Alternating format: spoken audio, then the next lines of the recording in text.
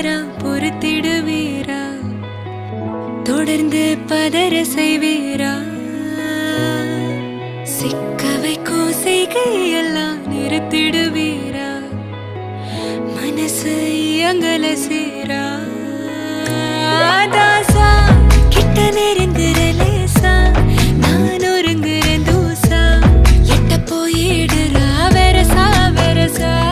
தாசா இது என்ன புதுசா, வெக்கம் ஆச்சு சிறுசா, கொஞ்சம் பார்த்து தொடு